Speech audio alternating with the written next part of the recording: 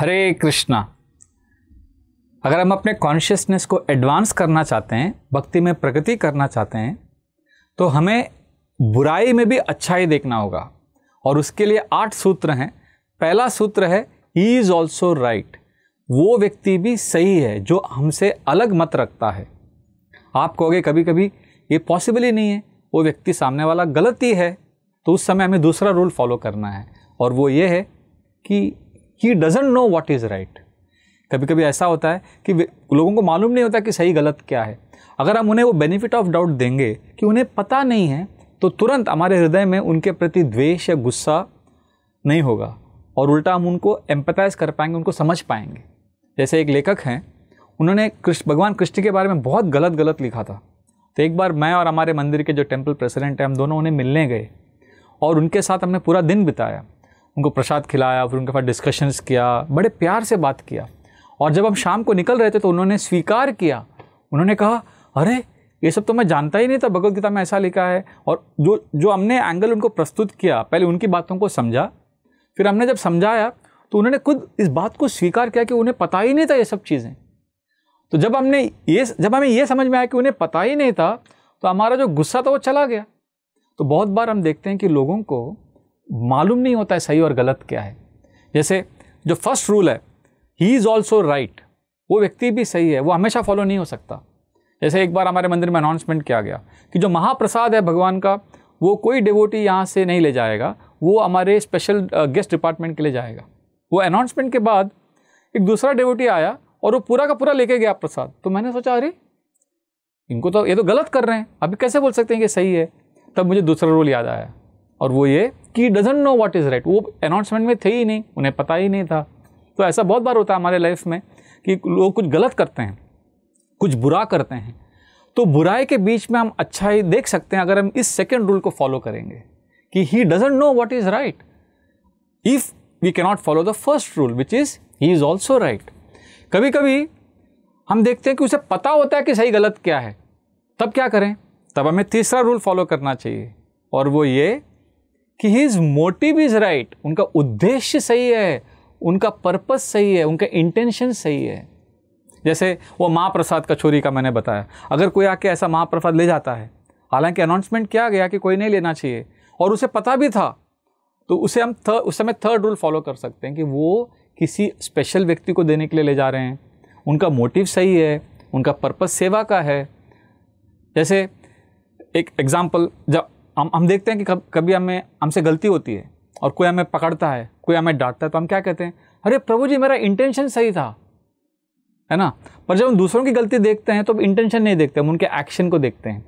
जब हम अपने आप को जज करते हैं, अपने आप को जज करते समय हम अपने इंटेंशन को देखते हैं, अपने एक्शन को नहीं देखते। हालांकि हमारा एक्शन गलत है, हम बोलते नहीं मेरा इंटेंशन अच्छा था। पर जब कोई दूसरा व्यक्ति गलती करता है तो हम उसके इंटेंशन को नहीं देखते, हम उसके एक्शन को देखते हैं कि अरे उसने गलत किया ना, तब हमें मालूम होना चाहिए उसका इंटेंशन सही था। तो ये बहुत इंपॉर्टेंट है। अब दूसरों को जज करते समय उनके इंटेंशन के ऊपर फेथ होना चाहिए और उनके एक्शन को नहीं देखना चाहिए। और जब हमसे कुछ गलती होता है तो हमारे एक्शन पर हमें बहुत इंपॉर्टेंस देना है, हमारा एक्शन हमेशा सही होना चाहिए। तो ये हमें अगर रिवर्स करेंगे तो हम दूसरों में अच्छाई देख पाएंगे और हमारा स्पिरिचुअल एडवांसमेंट होगा। जैसे श्रीला प्रभुपाद के सामने एक डिवोटी आए, उन्होंने कहा, प्रभुपाद मैं अभी आपका शिष्य हूँ, मैं अच्छा डिवोटी बन गया हूँ, 16 माला कर रहा हूँ, पर आपको मैं बताता हूँ एक बात, अभी मुझे जेल जाना पड़ेगा। प्रभुपाद ने कहा, क्यों? क्योंकि मैं इस्कॉन में आने के पहले, आपसे मिलने के पहले मैंने थोड़ा ड्रग्स में डील किया था प्रभुपाद, तो मुझे उसका भी सज़ा मिल रहा है, पुलिस आने वाली है। तो प्रभुपाद ने तुरंत उस बात को ऐसा वो कर दिया। प्रभुपाद ने कहा, अच्छा ड्रग्स तो कोई बड़ी बात नहीं है, मैं भी ड्रग्स के साथ डील करता था। तो डिवोटी हंसने लगा, क्योंकि प्रभुपाद फार्मासिस्ट थे, प्रभुपाद का फार्मास्यूटिकल बिजनेस था। तो जो ड्रग्स होता है वो मेडिसिन में आता है। तो प्रभुपाद ने बड़े प्यार से कहा, मैं भी फार्मेसी बिजनेस में था, तो फार्मेसी में ड्रग्स ही होता है, तो कोई बड़ी बात नहीं है, तो ड्रग्स को इतना टेंशन मत लो उसका। ऐसा करके प्रभुपाद ने उसको एंकरेज किया। फिर उसने कहा, प्रभुपाद नहीं, पर मैंने तो गलत किया है, गलत वाला ड्रग्स का प्रयोग किया। आप तो फार्मेसी में अच्छा ड्रग्स यूज़ करते थे, पर आपने उसको सही ढंग से यूज़ किया, मैंने गलत ढंग से यूज़ किया। तो प्रभुपाद ने कहा, ठीक है, गलती तो सब करते हैं, तो मैं अभी सुधर रहे हो। उसने कहा, नहीं प्रभुपाद, मुझे अभी जेल जाना पड़ेगा। प्रभुपाद ने कहा, कोई बात नहीं, कृष्ण का भी जन्म जेल में ही हुआ था। तो इस तरह से प्रभुपाद ने उसको एंकरेज किया और वो बुरी परिस्थिति में भी अच्छा ही देखा।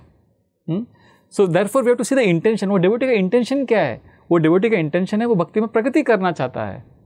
और ये हम देखते हैं शास्त्रों में इसका अच्छा उदाहरण है।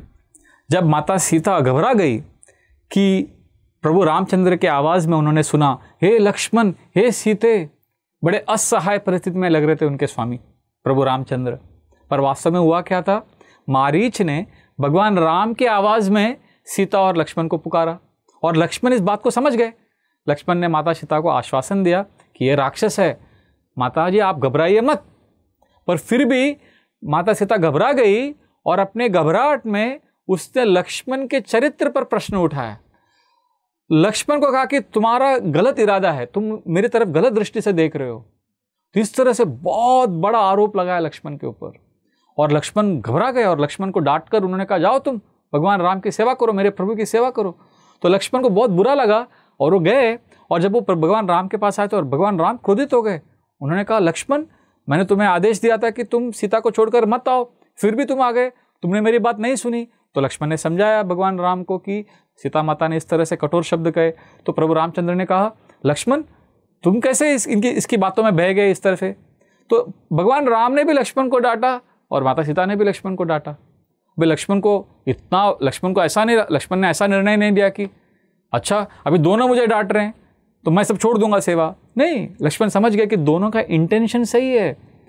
भगवान राम भी सीता के संरक्षण के लिए मुझे डांट रहे हैं और सीता माता ने इसलिए डांटा क्योंकि वो भगवान राम से प्रेम करती हैं। तो वो इस बात को समझ पाए, उसको अंडरस्टैंड कर पाए।